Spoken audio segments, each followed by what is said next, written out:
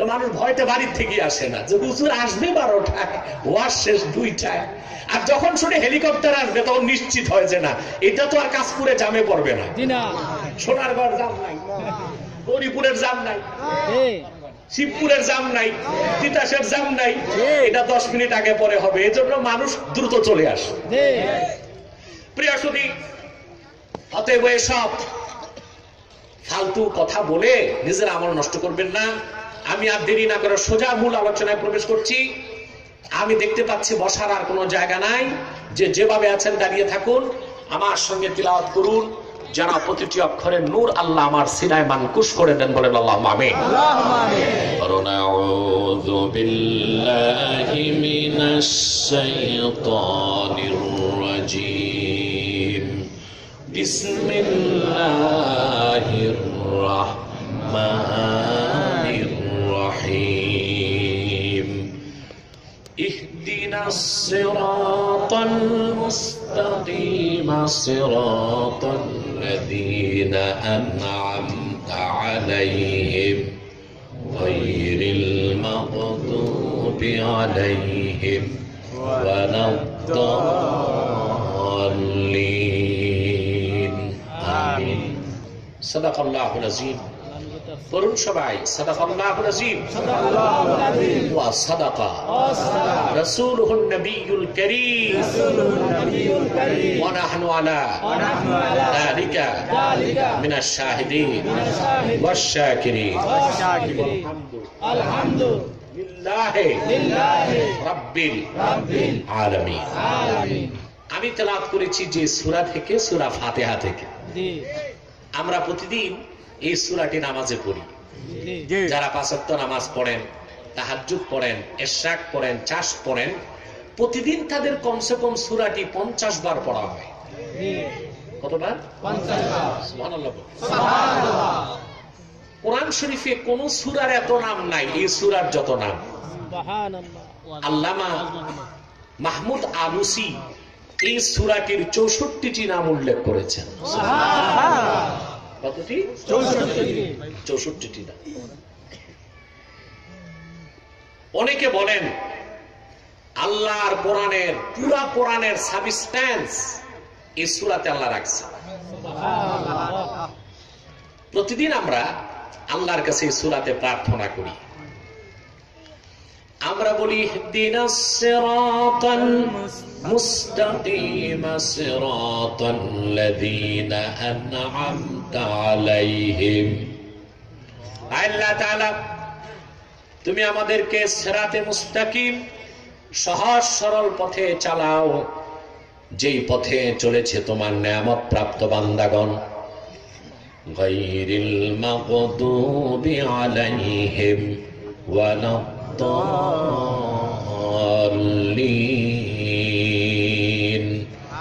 সেই পথে নয় যেই পথে চলেছে তোমার গজব প্রাপ্ত এবং পথভ্রষ্ট বান্দাগণ। নাউযুবিল্লাহ বলেন। নাউযুবিল্লাহ। আমিন। আমিন। এটা প্রতিদিন বলি কি না? জি। জোরে বলেন। জি। হাদিস শরীফে এসেছে সূরা ফাতিহা ছাড়া নামাজই হবে না। জি। লা সালাতা ইল্লা বিফাতিহাতিল কিতাব। সূরা ফাতিহা না পড়লে নামাজ হবে না। তবে তবে তবে ইমামের পিছনে মুক্তাদির পড়ার সুযোগ নাই। আছে? দিনা। আমাদের দেশে যে আহলে হাদিস নামের আহলে খবিস একটা বের হইছে, আছে না? এরা ফতোয়া দেয় যে ইমামের পিছনেও মুক্তাদিকেও সূরা পড়তে হবে না। ওরা একটা হাদিস পড়ছে আর একটা পড়ে নাই। বুঝেন নাই? আল্লাহ রাব্বুল আলামিন বলেন, وَإِذَا قُرِئَ الْقُرْآنُ فَاسْتَمِعُوا لَهُ وَأَنصِتُوا لَعَلَّكُمْ تُرْحَمُونَ। যখন কোরআন তেলাওয়াত হয় তখন তোমরা মনোযোগ দিয়ে শোনো এবং চুপ থাকো। ঠিক। সব ফকিহ একমত, মূলত এই আয়াতটা নাজিল হয়েছে নামাজের ক্ষেত্রে। ইমাম যখন কেরাত করবে মুক্তাদি চুপচাপ থাকবে এবং শুনবে। আল্লাহ শুধু শুনতে বলেন নাই, শুনো চুপও থাকো। নামাজের জন্য হুকুমটা খাস, নামাজের বাইরে হুকুমটা আম। কথা বুঝতেছেন? তাহলে মাযহাবীরা বলে তো ঠিক আছে, ইমাম জোরে জোরে যখন পড়বে তখন না চুপ থাকবো, ইমামও যখন চুপে চুপে পড়বে তখন আমরা পড়বো না, এই সুযোগ নাই। অন্য হাদিসে এসেছে, নাসাই শরীফের হাদিস, আল্লাহর হাবিব ইরশাদ করেছেন, ইন্নামা জুইলাল ইমামু লিয়ুতাম্মা বিহি ফাকিরাতুল ইমামে কিরাতুল লাহুম। ইমামকে ইমাম বানানো হয়েছে তার অনুসরণ করার জন্য, ইমামের কেরাতটাই মুক্তাদির কেরাত। ইমাম জোরে পড়ুক আর আস্তে পড়ুক, মুক্তাদির পড়ার কোনো সুযোগ নাই। এখন লামাযহাবীরা আমাদেরকে ইট মারে, ইট। তোমরা হানাফিরা নামাজে সূরা ফাতিহা পড়ো না, পিছনে চুপ থাকো, তোমাদের নামাজ হয় না। এই ইট আবার আমি ঘুরায় পাক্কেল হিসেবে তাদের মারি। দেখবেন কিভাবে? কথা বল। নামাজে ওরা বলে সূরা ফাতিহা না পড়লে তো নামাজই হবে না। এখন দেখেন এটা ওদের কপালে কেমনে যায়, ওদের ফতুয়ায় ওদের নামাজ হয় না। ইমাম সাহেব নামাজ পড়তেছে, প্রথম রাকাতে আল্লাহু আকবার বলে রুকুতে গেছে। আপনি যে ইমামকে রুকুতে পাইলেন, ওই রাকাতটা ধরলেন না ছাড়লেন? ধরছেন, পাইছেন না?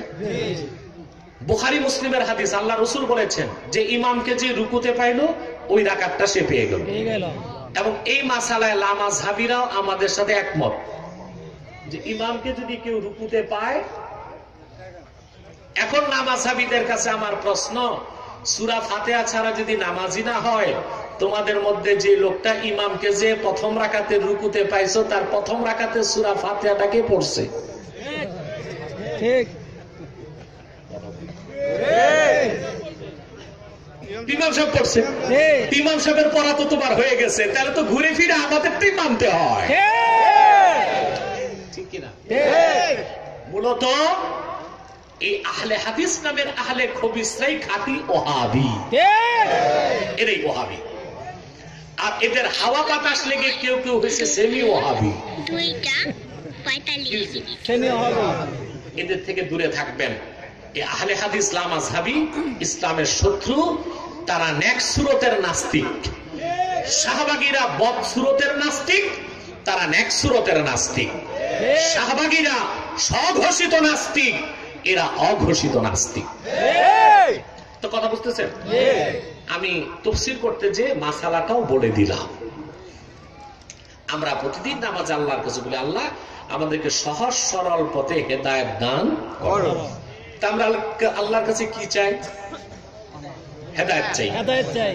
কি চাই? হেদায়েত। হেদায়েত কি?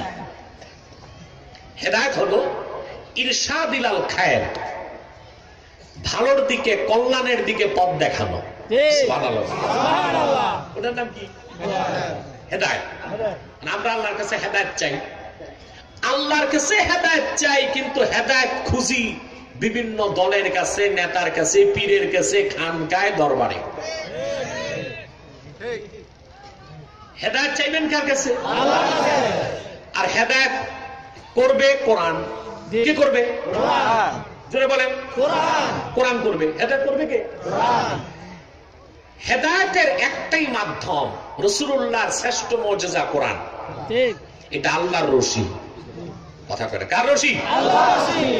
আপনারা তো দুনিয়া অনেক রশি বানাইছেন, এক রশি, দুই রশি, চার রশি, দুই হালি রশি। রশির তো অভাব নাই, ঠিক কিনা? রশির অভাব আছে? রশি কয়টা? একটা। কথা কয় না? একটা। আল্লাহ রাব্বুল আলামিন বলেন, ওয়া'তাসিমু বিহাবলিল্লাহি জামিআন ওয়া লা তাফাররাকু। তোমরা দলবদ্ধভাবে আল্লাহর রশিকে আঁকড়িয়ে ধরো, বিচ্ছিন্ন হয় না। সুবহানাল্লাহ বলবেন না? কার রশি? আল্লাহর রশি।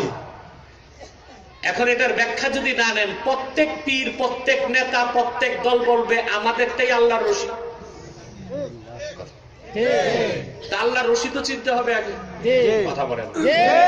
দেখেন বাংলাদেশের সব পীর বলতেছে আমি হক, আমি সারা যা সব হক, নাকি? দল হিসেবে বলতেছে আমার দলটাই ঠিক, আর বাকিটা ব্যাটিং। এজন্য এই দেশের লোক এখন রশি খুঁজে পায় না, সব রশি ছাড়া হয়ে যাচ্ছে। আর এই রশি ছাড়া গুলোকে বান দিতেছে লামাজাবিরা। রশি কোনটা প্রশ্ন আছে না? আল্লাহ রাসূল ব্যাখ্যা করেছেন, ইন্না হাযাল কুরআন হুয়া হাবলুল্লাহিল মাতিন নূরুম মুবিন শিফাউন নাফি ইসমাতুন লিমান তামাসসাকা বিহি ওয়া নাজাতুন লিমান ইত্তাবাহু। আল্লাহর হাবিব বলেছেন, নিশ্চয়ই কোরআন এটাই হলো আল্লাহর রশি। সুবহানাল্লাহ বলেন। নূরুম মুবিন, সুস্পষ্ট নূর, শিফাউন নাফি, সব রোগের মহা ঔষধ, ইসমাতুন লিমান তামাসসাকা বিহি, এই কোরআন যে ব্যক্তি ধারণ করবে কোরআন তার জন্য নাজাত হয়ে যাবে। সুবহানাল্লাহ বলেন। কোরআন তার রক্ষা কবচ হয়ে যাবে। নাজাতুন লিমান ইত্তাবাহু, আর যে কোরআনের অনুসরণ করবে সে নাজাত পাবে।